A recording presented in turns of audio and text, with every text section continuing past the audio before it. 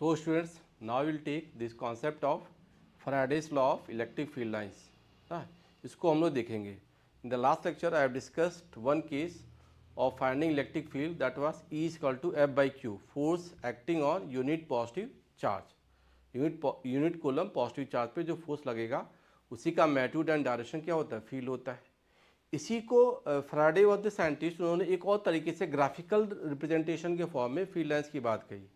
What he said कि any positive charge, अगर कोई पॉजिटिव चार्ज है तो उसके सराउंडिंग में फील्ड लाइंस बाहर निकलती हैं और नंबर ऑफ फील्ड लाइंस ज़्यादा होंगी, they will vary linearly to the amount of charge. मतलब वह चार्ज को आपने डबल कर दिया तो फील्ड लाइंस का मैग्नीट्यूड भी क्या हो जाएगा, डबल हो जाएगा. अब वो एक कूलम चार्ज में कितनी फील्ड लाइंस लाएंगे उसके एग्जैक्ट वो नंबर नहीं है, बट हाँ दे आर रिलेटेड, क्योंकि ये हाइपोथेटिकल कॉन्सेप्ट है कि हम फील्ड लाइंस को डिफाइन करें. तो उन्होंने कहा कि पॉजिटिव चार्ज से फील्ड लाइंस बाहर निकलती हैं और नेगेटिव चार्ज पे फील्ड लाइंस टर्मिनेट करती हैं. और दिस फील्ड लाइंस किसी सरफेस पे अगर मान लो जा रही हैं तो this field lines reaching on the surface they will always go perpendicular. Perpendicular field lines किसी सरफेस से निकलेंगी या टर्मिनेट करेंगी. तो हम लोग आज यहाँ पे second method of field lines करेंगे, E lines by the second method, and that is by Faraday's law. ये क्या हमारा फैराडेज लॉ. तो फैराडे ने एक अलग से ग्राफिकल रिप्रेजेंटेशन दिया, पिक्टोरियल वे में हम फील्ड लाइंस को डिफाइन करें. तो पहला एजम्पशन इनका क्या था, first assumption what it was, field lines E lines come out from the surface of positive charge.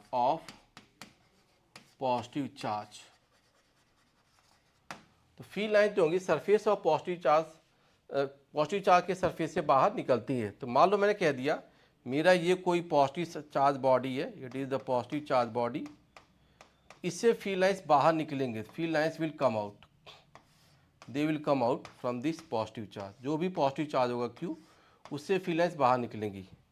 अगली बात है at what angle do they come out, ये भी इंपॉर्टेंट होगा कि किस एंगल पे बाहर आएंगी. तो this field lines always come out at 90 degree. Field line जो होंगी सरफेस से हमेशा 90 डिग्री पे ही निकलती हैं, ये भी ध्यान देना. E lines always come out at 90 degree.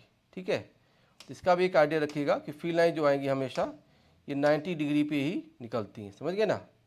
तो this field lines they always come out at 90 degree. एक पैटर्न बनाइएगा. तो अब कभी भी जैसे मान लो यहाँ पे सरफेस है तो यहाँ पर आपने ऐसे 90 डिग्री ड्रॉ किया तो 90 degree perpendicular to the surface field lines come out. तो अब हम क्या कहेंगे, नंबर ऑफ फील्ड लाइंस जो निकलती हैं, एक तो ये आ गया. दूसरा पार्ट क्या करोगे, यहाँ पे बी पार्ट मान सकते हो, E lines come out perpendicular to surface. Surface से परपेंडिकुलर निकलती हैं. Field lines there always come out perpendicular to the 90 degree पे निकलेंगी, ये भी ध्यान देना. और तीसरा पॉइंट क्या आएगा कि नंबर ऑफ फील्ड लाइंस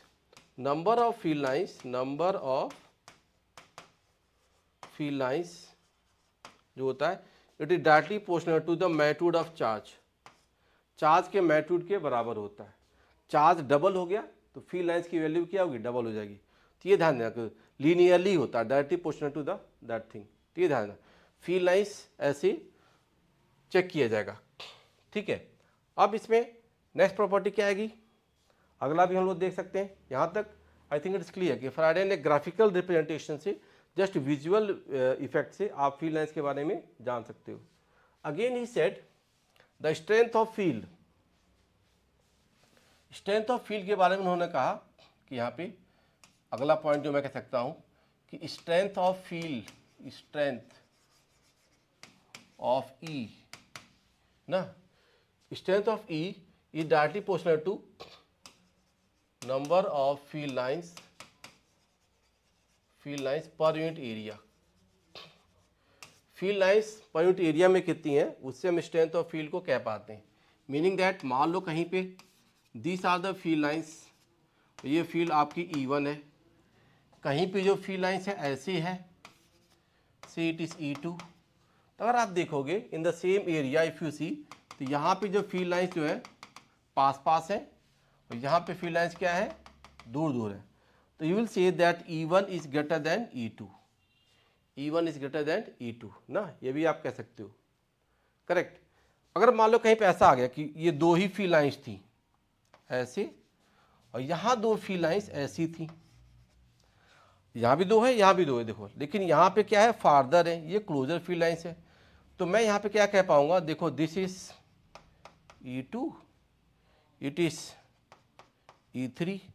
तो अब देखोगे E2 में पास पास है, E3 में दूर दूर है, तो मैं कहूँ E2 is greater than E3। तो closer field lines means more is the strength of field. तो अब क्या ध्यान देना, closer field lines implies more is strength of field का स्ट्रेंथ वहाँ पे क्या है, ज़्यादा है। तो ये पैटर्न आपको मिलेगा कि क्लोजर फील्ड लाइंस है या दूर दूर है, अकॉर्डिंगली इस अप्रोच को हम लोग बना सकते हैं। तो ये भी अपना दिमाग में रखेंगे आप ना, ग्राफिकल रिप्रेजेंटेशन से ही पूरा कुछ आइडिया लग सकता है। अब इसी पे थोड़ा ध्यान दो, मैं एक पॉजिटिव चार्ज सरफेस लेता हूँ, जैसे मान लो कहता हूँ I take this the charge body और इस पर कुछ पॉजिटिव चार्ज Q है ना, मैं कह रहा हूँ field lines are going perpendicular to the surface से लाइक दिस, ऐसे फील्ड लाइंस बाहर निकल गई। अब जब फील्ड लाइंस निकल रही है तो अब इसका आप ध्यान देना, चार्ज Q था तो एक सरफेस मैं ले रहा हूँ दिस और एक सरफेस ले रहा हूँ दिस। तो ये सरफेस 1 है, ये सरफेस 2 है। किस सरफेस पे field lines per unit area ज़्यादा है, तो आप देखो ये फील्ड लाइन तो 1 2 3 5 फील्ड लाइंस थी, इस सरफेस पे भी है, इस सरफेस पे भी है, पांचों फील्ड लाइन जा रही है। लेकिन यहाँ पे density of field lines closer कहाँ पे होंगी, तो यहाँ पे क्लोजर है, 1 पे फील्ड लाइंस आर क्लोजर, यहाँ फील्ड लाइन थोड़ी दूर हो गई तो फार्दर हो गई। आप क्या कहोगे, तो E2 जो होगा E2 will be less than E1, जबकि सेम फील्ड लाइंस है, तो यहाँ पे पास है यहाँ पे दूर है। तो आप ये भी ध्यान देना कि किसी भी सरफेस पे वो चीज़ प्रॉपरली बता पाएगा कि क्लोजर फील्ड लाइंस है या फादर फील्ड लाइंस है, उससे हम लोग गेस कर पाते हैं कि स्ट्रेंथ ऑफ फील्ड क्या है ना। तो number of field lines per unit area उसकी स्ट्रेंथ की बात कह पाएगा। तो ये भी एक अप्रोच है ना, सरफेस अलग और दूर तक चलते जाओगे तो ऐसा आ जाएगा। और ये स्फेरिकल बॉडी लिया था तो यहाँ पर हमने ये चीज़ बताया, जब कोई भी सरफेस होगा तो वहाँ पे field lines perpendicular to the surface जाती हैं। क्लियर। अब ध्यान देना, अगर मान लो नेगेटिव चार्ज सरफेस है, ये कोई नेगेटिव चार्ज सरफेस है, तो नेगेटिव चार्ज बॉडी जब होगी तो वहाँ फील्ड लाइंस टर्मिनेट करती हैं। तो field lines they terminate at negative charge, ये ध्यान देना। तो यहाँ पे आप क्या कहोगे, E lines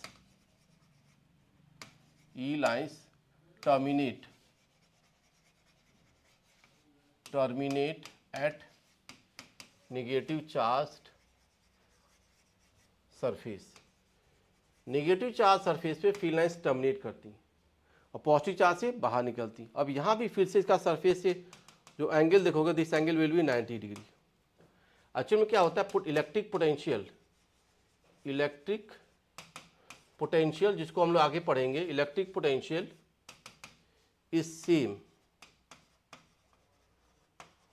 on the surface पे इलेक्ट्रिक पोटेंशियल सेम हो, ऐसा होने के लिए ही फील्ड लाइंस परपेंडिकुलर जाती हैं ना।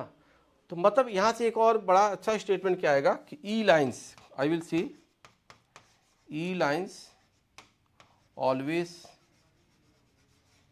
गो perpendicular to equipotential surface. ये बात आप कह सकते हैं, ई लाइन जो होती हैं इक्वी पोटेंशियल सरफेस से हमेशा परपेंडिकुलर जाएंगी या एंटर करेंगी, other they will come out और एंटर। और पॉजिटिव चार्ज नेगेटिव चार्ज की बात मैंने इसे बता दी, ये एक आइडिया आप रखेंगे, ठीक है ना।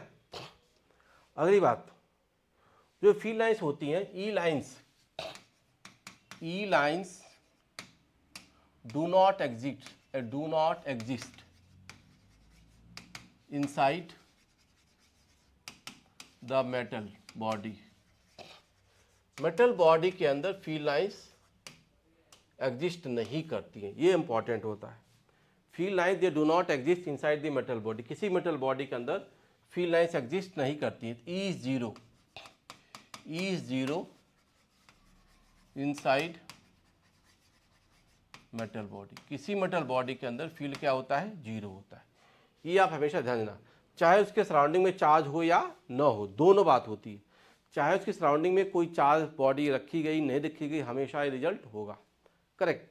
और अगर चार्ज है तो वहाँ पे पोलराइजेशन ऑफ चार्ज की बात आती है। तो आप ये ध्यान देंगे, कोई भी मेटल बॉडी है तो वहाँ पे ये वाली बात हमेशा एग्जिस्ट करेगी। मान लो मैं कह देता हूँ कहीं पे, अगर कोई metal body behaviour of metal body under E lines, E external field में मेटल बॉडी में कैसे बिहेवियर है चार्जेस का, वो भी हम लोग देख सकते हैं। इससे मान लो मैं कह दिया कि यहाँ पे कोई ई थी, दिस वाज द ई। अब इस ई में हमने क्या डाल दिया, मेटल डाल दिया एक। तो दूसरा पैटर्न हम देखते हैं, यहाँ पे ई के साथ एक मेटल बॉडी डाल देते हैं। ये एक मेटल बॉडी है, अब ई लाइन जा रही है, एक ई लाइन मान लो इधर चली गई, दूसरी लाइन जो इस पर एंटर कर सकती थी, तो आप देखो ये कैसे जाएगी, ये हल्का सा बेंड कर जाएगी। बेंड ऐसा करेगी कि ये अगर जाती तो सेंटर से जाती, और बाहर निकलेगी भी तो डॉटेड मतलब जा नहीं रही है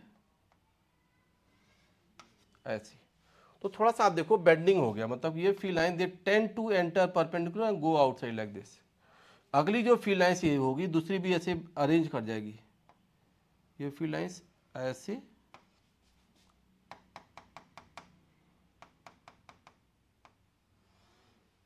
तो फील्ड लाइन्स अपने आप को एडजस्ट कर रही है, रीअलाइनमेंट करे, पूरा सीधे सीधे नहीं गई, हल्का सा बेंडिंग आ गया मेटल में। और अगली जो फील्ड लाइन थी ये हल्का सा ही ऐसे चली गई। तो आप देख रहे हो कि ई लाइन दे मैनेज। अब यहाँ पे पोलराइजेशन भी होगा, जो मेटल बॉडी थी ना, दिस द मेटल बॉडी, ये मेटल बॉडी थी, सॉलिड मेटल है, तो field lines terminate at negative charge. तो यहाँ पे इसका पोलराइजेशन होगा तो यहाँ क्या आ जाएगा, नेगेटिव चार्ज आ जाएगा, यहाँ क्या आ जाएगा, नेगेटिव चार्ज आएगा। और यहाँ फील्ड लाइन बाहर जाए तो यहाँ क्या आ जाएगा, पॉजिटिव चार्ज आएगा, this will be the positive charge. तो अगर आप देखो तो बाहर की कोई फील्ड थी ई, और यहाँ पे पोलराइजेशन हो गया, polarisation happens on the metal surface, तो यहाँ पे पोलराइजेशन हो गया, तो this emergence of negative and positive charge here, ये ऐसे आएगा। ये चार्जेस क्या कर रहे हैं, देखो यहाँ पे पॉजिटिव चार्ज आ गया, देखो आप इधर पॉजिटिव चार्ज आ जा रहा है, इधर नेगेटिव चार्ज आ रहा है। तो ई में यहाँ पे एक फील्ड इसकी आ जाएगी अपनी, वो ई डैश, तो ई डैश अपोजिट आ गया due to polarise charges. Polarise charges field क्या आ गई, इधर आ गई, पहली फील्ड क्या थी, इधर थी। तो ई नेट जो होगा इनसाइड द मेटल जीरो होगा, तो आप कहोगे ई प्लस ई डैश का नेट सम क्या हो जाएगा, जीरो। तो net field inside the metal body क्या हो गई, जीरो हो गई। तो मेटल जो होता है, अगर बाहर के एक्सटर्नल फील्ड या चार्ज आ जाए तो उसमें क्या क्रिएट करता है, पोलराइजेशन। और पोलराइजेशन तो क्या करता है, एक इंड्यूस्ड फील्ड क्रिएट करता है। इंड्यूस्ड फील्ड और external field they always cancel out ना। तो ये प्रॉपर्टी भी आपकी इंपॉर्टेंट होती है कि मेटल का बिहेवियर हमेशा, ये फंडामेंटल क्या स्टेटमेंट है कि मेटल के अंदर नेट फील्ड इफेक्ट क्या रहेगा, जीरो रहेगा। तो दिस थिंग वी हैव। तो मैं क्या कह सकता था कि any metal body creates polarisation of charges to have E dash opposite to E external such that E net is zero inside metal। तो किसी मेटल बॉडी के अंदर ई नेट क्या हो जाए, जीरो। तो पोलराइजेशन का आना, तो to they will have any metal body creates ना पोलराइजेशन, ये पोलराइजेशन वाली बात करता है, थोड़ा ध्यान देना कि दिस पोलराइजेशन इज इंपॉर्टेंट। जो पोलराइजेशन की बात कही गई ये पोलराइजेशन करेगा equal and opposite charges. Polarization मतलब क्या होता है? Polar charges. तो पोलर चार्जेस मीन्स कहीं पे आ गया पोलर चार्जेस, तो what they are? Equal and opposite charges. Equal and opposite charges eight a certain distance they create the polarization. तो मेटल सरफेस पे जैसे आपने देखा था ये कोई मेटल था, इसके मेटल पे आपने यहाँ देखा था ये निगेटिव चार्ज आ गया, इधर ये पॉजिटिव चार्ज आ गया, तो ये पोलराइजेशन चार्जेस होंगे। तो ये इसकी जो फील्ड आ गई थी this field was opposite direction, इसकी फील्ड ई डैश, देखो पॉजिटिव से नेगेटिव फील्ड लाइन जाती है तो ये इधर जा गया, तो ई डैश ये आ गया आपके पास। और पहली फील्ड क्या थी? ई थी, दिस वाज द ई ना। और आप देखिए तो ये ई की वजह से चली गई लाइक दैट, तो ये ई था। तो ई डैश और ई मिल के क्या हो गया? जीरो हो गया। तो मेटल के अंदर क्या हो गया? ई प्लस ई डैश, उसका नेट इफेक्ट क्या आ गया? जीरो आ गया। तो ये होता है। तो मेटल अपने अंदर पोलराइजेशन क्रिएट करेगा, equal and opposite charges create करेगा, सरफेस पे ऐसा करेगा। This charge distribution may be or may not be remaining constant, it can be having the constant charge density per unit area per unit volume or different also. तो लेकिन ये certain distance पे आ जाते हैं। तो ये एक प्रॉपर्टी आपको ध्यान देना है फॉर द पोलराइजेशन, करेक्ट। अब इसके बाद जो हमने चार्जेस की बात की, अगर मान लो दोनों चार्जेस आ जाएं कहीं पर, ये both the charges are present, मान लो कहते हैं यहाँ पे एक पॉजिटिव चार्ज है सरफेस का और यहाँ पे एक नेगेटिव चार्ज सरफेस का है, जैसे नेगेटिव चार्ज, तो एक पॉजिटिव चार्ज है एक नेगेटिव चार्ज है, ये मान लो प्लस Q1 है ये माइनस Q2 है। तो field lines they will come out from positive charge and they will terminate at negative charge, ऐसे होगा। फील्ड लाइंस पॉजिटिव से जाएंगी और नेगेटिव क्या करेंगी? टर्मिनेट करेंगी। समझ रहे आप? ऐसे कुछ फील्ड लाइन जाएंगी like this, some of the field line they go like this way, ऐसे चली जाती हैं ना। और फर्दर यहाँ देखोगे कुछ फील्ड लाइंस ऐसे आ सकती हैं। अब देखो यहाँ पे Q1 चार्जेस है, यहाँ पे Q2 चार्जेस है, दोनों इक्वल होना कोई जरूरी नहीं है। मान लो मैं कहता हूँ कि Q2 का मॉड जो है ग्रेटर देन Q1 है, सी Q2 का मॉड ग्रेटर देन Q1 है, तो मैं कहूँगा नंबर ऑफ फील्ड लाइंस वहाँ जो निकली N2 is greater than N1। जबकि मान लो यहाँ पे मैं कहता हूँ कि Q1 100 है, ये 120 है, तो यहाँ पे 100 लाइंस निकली, तो यहाँ पे 120 टर्मिनेट करेंगी। और सोच सकते हो 120 कहाँ से आ गई? ये तो यहाँ 100 ही थी, किसी और चार्ज की वजह से आ चुकी होंगी। तो number of field lines either coming out or terminating, it is always in the ratio of N1 by N2, it is always in the ratio of Q1 by Q2 इनका मॉड। तो ये चीज़ आप हमेशा ध्यान देंगे, करेक्ट, ये आएगा। और इनको बीच में अगर देखोगे, मान लो हमको इस पॉइंट पे फील्ड देखना है, तो Q1 चार्ज की फील्ड E1 इधर जाएगी, Q2 चार्ज की फील्ड E2 भी इधर आएगी, दोनों फील्ड यहाँ पे जुड़ रही है। इसकी कोई पॉजिटिव चार्ज हो तो रिपेल करेगा, नेगेटिव चार्ज अट्रैक्ट करेगा, both the field will add up. तो here the field lines will be more, तो closer field lines will happen here, मतलब समझ ध्यान थोड़ा सा, बाकी ऐसे आ जाएंगे। तो फील्ड लाइंस पॉजिटिव चार्ज के पास या नेगेटिव चार्ज के पास ऐसे आ जाती हैं। थोड़ा सा ये भी देख सकते हो, जो फील्ड स्ट्रेंथ की बात मैं कर रहा हूँ, अगर मैं कोई सरफेस ऐसे ड्रॉ किया यहाँ पर, इस सरफेस पे चार्ज पॉइंट एरिया या इस सरफेस पे चार्ज पॉइंट एरिया, तो आप जो ये स्फेरिकल सरफेस लिए या मे नॉट बी स्फीयर, तो उस सरफेस पे जो फील्ड लाइंस आ रही हैं, कितनी फील्ड लाइंस आ रही हैं, उनकी डेंसिटी उसके फील्ड की इंटेंसिटी को बताता है। अब फिर से देखो, यहाँ पर थोड़ा दूर जाओगे तो फील्ड की इंटेंसिटी क्या हो गई? कम हो गई। यहाँ पे थोड़ा दूर जाओगे तो फील्ड की इंटेंसिटी क्या हो गई? कम हो गई। तो आप यहाँ भी देख सकते हो कि से it is E dash, E dash जो फील्ड है सेकेंड सरफेस पे, पहले सरफेस से क्या हो जाएगी? कम हो जाएगी। तो फील्ड लाइंस पॉइंट एरिया को हम ऐसे रिलेट कर पाते हैं।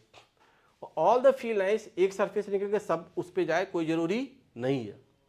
एग्जैक्टली तब इक्वल होगा when the charges are exactly equal in opposite, +10 -10 +5 -5। लेकिन अगर +5 और -6 हो गया तो terminating field lines will be more and that will be linearly varying like this. अब यहाँ पे एक चीज और होता है, one more property we can say, क्या? E lines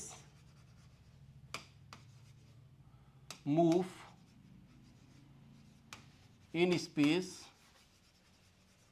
with speed of light, speed of light. इसका इंटरेक्शन ऑलमोस्ट इंस्टेंटेनियस होता है, इंस्टेंटेनियस। तो v इक्वल टू सी से मूव करती हैं।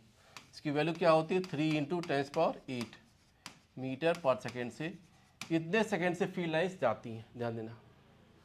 और E lines always move such that, E lines always move such that they do not intersect each other, they do not intersect each other, ये एक दूसरे को इंटरसेक्ट नहीं करती।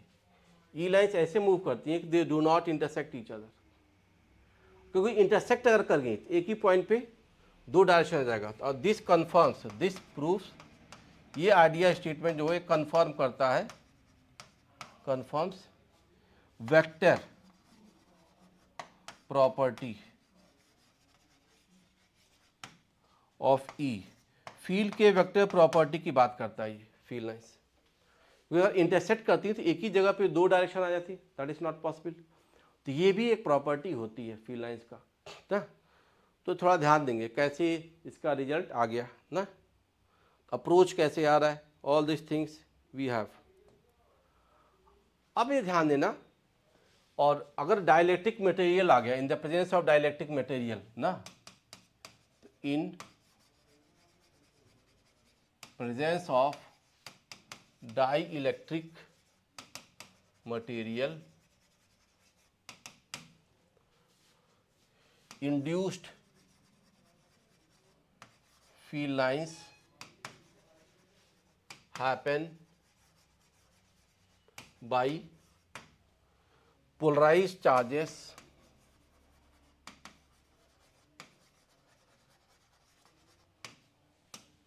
at surface of dielectric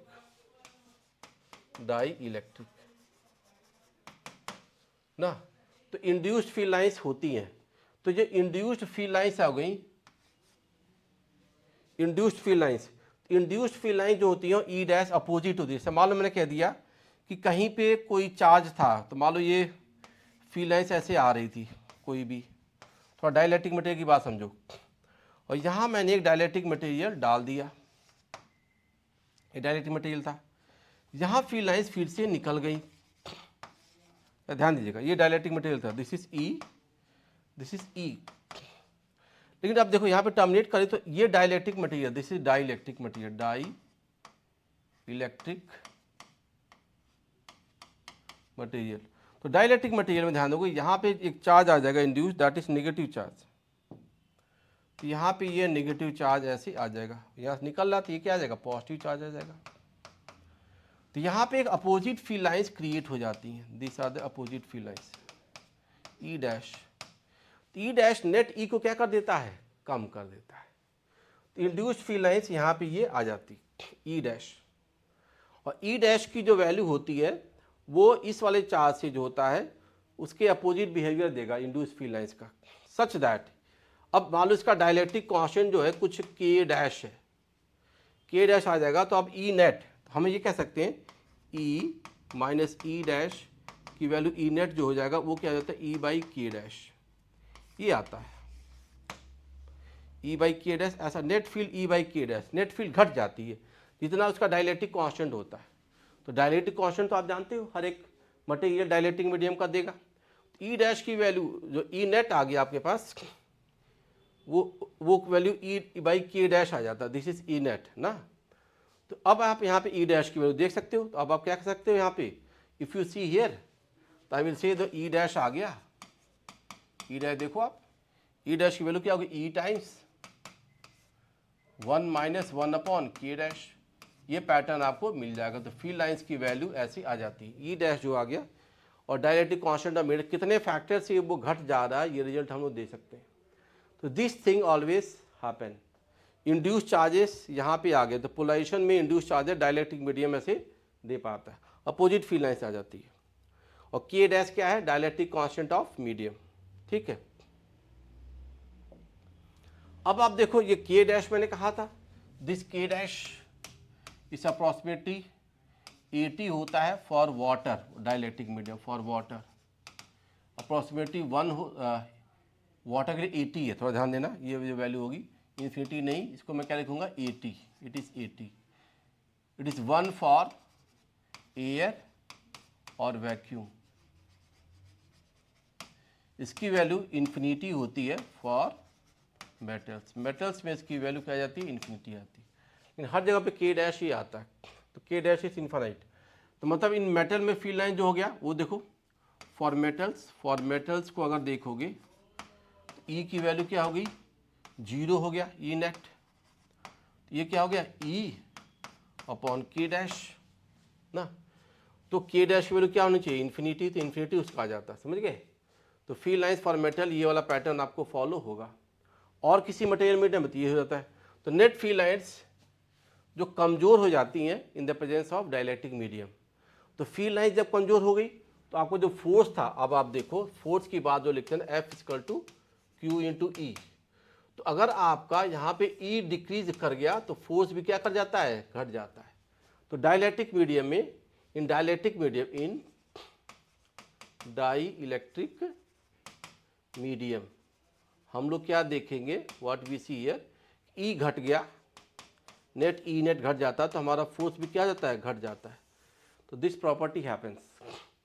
तो ये एक पैटर्न हम लोग वहाँ पे हमेशा अप्लाई कर सकते हैं for the Faraday law, field lines कैसे आ रही कैसे जा रही, ठीक है ना। तो ये अप्रोच हमको ध्यान देना है।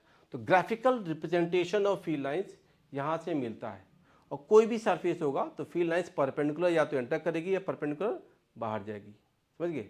और इक्वी पोटेंशियल जो सरफेस होंगे उससे परपेंडिकुलर निकलती है, या मैं ये भी कह सकता हूँ कि फील्ड लाइंस के परपेंडिकुलर क्या है, इक्वी पोटेंशियल सरफेसेस है। तो this behaviour we can see. तो फैराडेस लॉ एक बड़ा इंपॉर्टेंट ग्राफिकल मेथड है to see the values for field lines and how do do they गो। थोड़ा सा और भी हम इसका एक पैटर्न बना सकते हैं कि स्पेस में या वैसे कैसे फील्ड लाइन जाती हैं। जैसे मान लो मैं कह दिया कि this is the sphere inner surface, ये आउटर सरफेस हो गया।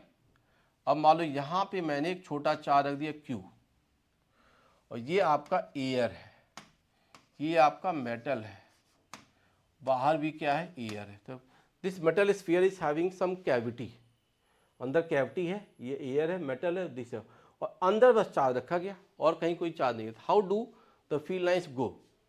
तो अगर मैं सेंटर पर रखूंगा तो इस पॉजिटिव चार्ज मानते हो तो यहाँ पे field line they will go like this, ऐसे फील्ड लाइंस बाहर निकलेंगी ऐसे, समझ रहे आप। तो field line they go like this. अब इस सरफेस पे तो कुछ फील्ड लाइंस नहीं रहेंगी, डॉटेड मतलब यहाँ पे ई क्या हो गया, 0 हो गया, यहाँ पे ई की वैल्यू क्या हो गई, 0 हो गई।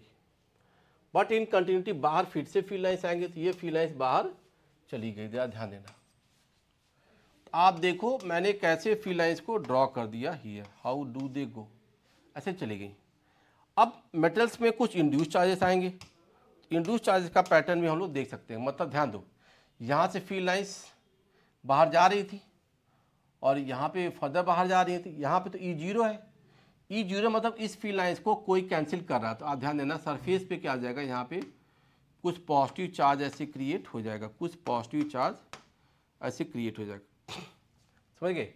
तो this positive charges will be created here, induce charge आएगा, ये इंड्यूस पॉजिटिव चार्ज, और यहाँ क्या बन जाएगा, ये नेगेटिव चार्ज, यहाँ पे नेगेटिव चार्ज आ जाएगा, इसके अंदर ये नेगेटिव चार्ज आ जाएगा।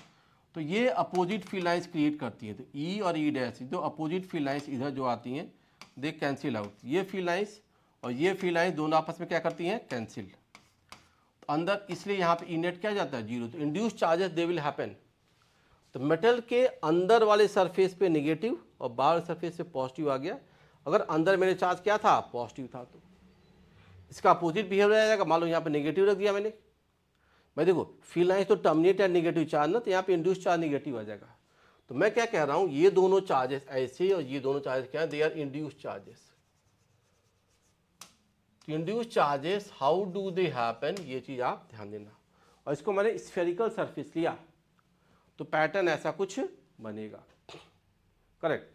मान लो स्फेरिकल नहीं होता तो भी हम उसका फील्ड लाइन्स बना पाते, again we could have done like that.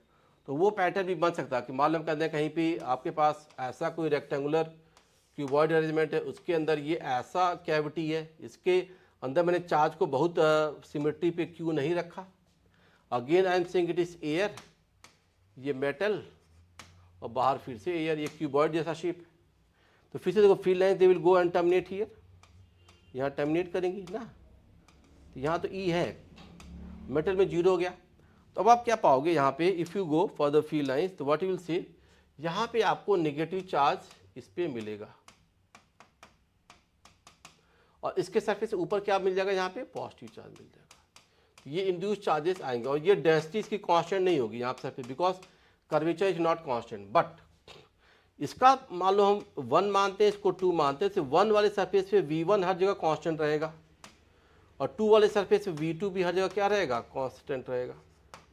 तो ये इंड्यूस चार्जेस यहाँ पे प्रोड्यूस होते हैं, ये और ये दोनों क्या है, इंड्यूस चार्जेस। इंड्यूस चार्जेस हमेशा इक्वल एंड अपोजिट होते हैं। एग्जैक्ट मेटल होगा तो वो इंड्यूस चार्जेस जो होंगे उसकी वैल्यू इक्वल एंड अपोजिट की बात आएगी। अदरवाइज जैसे मैंने ई डैश कहा था ना, ई डैश की वैल्यू क्या आती है, ई टाइम्स 1 - 1 अपॉन के डैश अपोजिट, ऐसा आता है। तो ये इंड्यूस्ड फील्ड थी, ये क्या थी आपकी, इंड्यूस्ड फील्ड।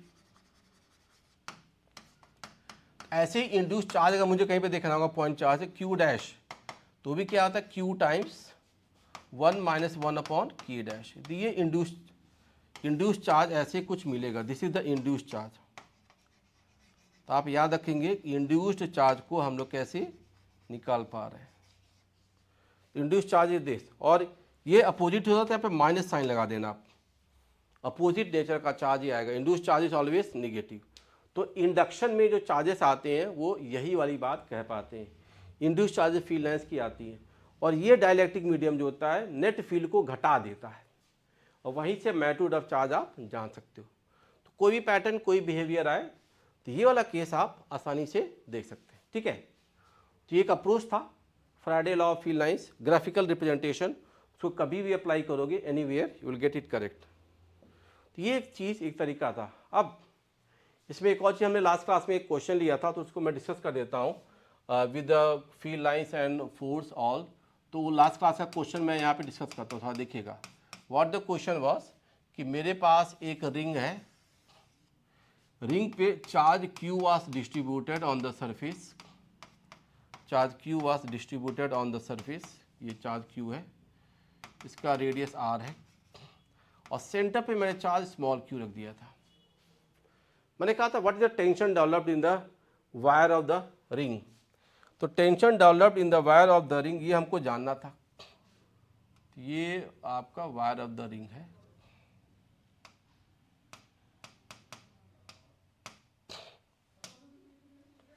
तो इस वायर में आप देखेंगे कितना टेंशन डेवलप होगा, that thing we can see, ठीक है। तो इसको हम लोग देखेंगे, this value pattern will get.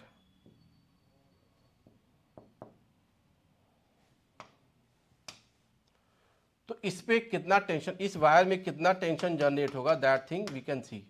तो मैं कहा था कि देखो ये चार्जेस आपस में क्या करेंगे, रिपेल करेंगे।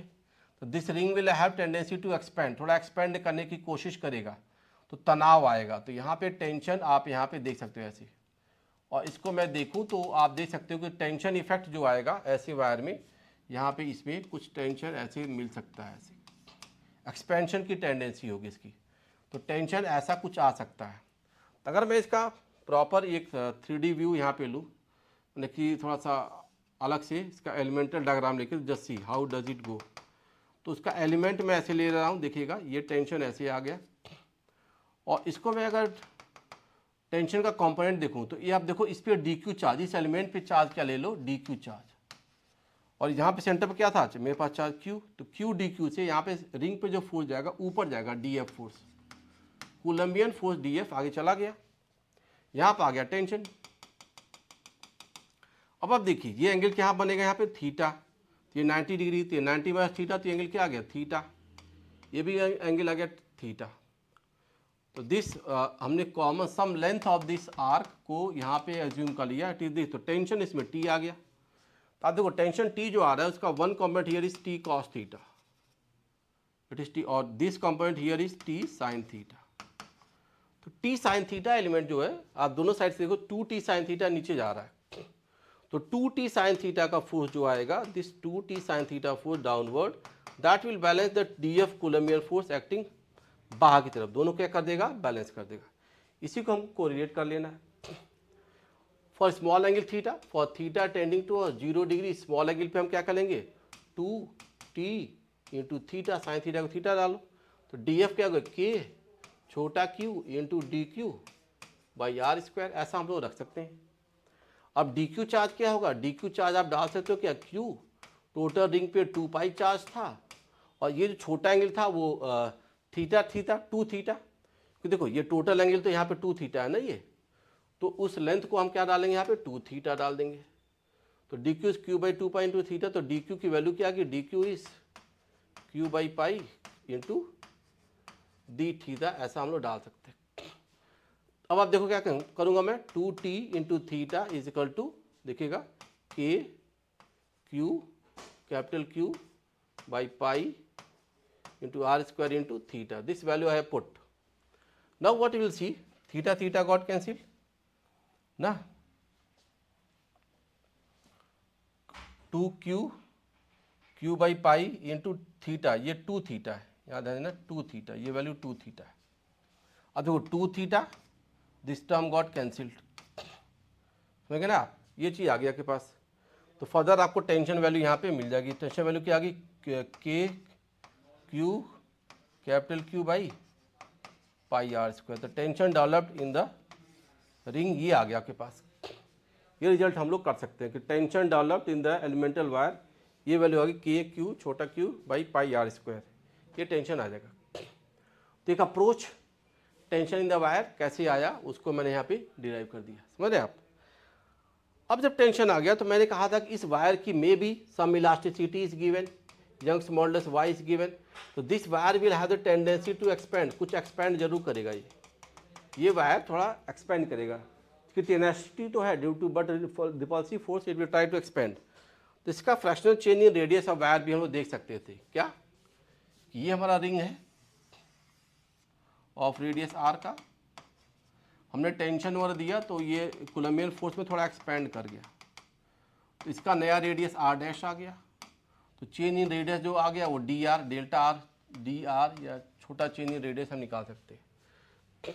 तो अब हम लोग क्या कर सकते हैं यहाँ पे देखो, अगर इस वायर अरेंजमेंट का had there been given the cross sectional area S और यंग्स मॉडुलस इज वाई, तो आप जानते हो यंग्स मॉडुलस की value stress upon strain, stress upon strain, तो स्ट्रेस अपॉन स्ट्रेन, स्ट्रेन क्या हो, change in length by original length, ये proportional to delta are by r, because length of the ring is 2 pi r, तो छोटा length of the ring is 2 pi delta R, this idea we can do. तो अगर मैं इसको यहाँ पे use करता हूँ तो यंग्स मॉडुलस की वैल्यू क्या आ जाएगी, देखिएगा स्ट्रेस क्या होगा, tension develop upon area of cross section, और ये क्या आ गया डेल्टा आर बाई आर, ये आ गया।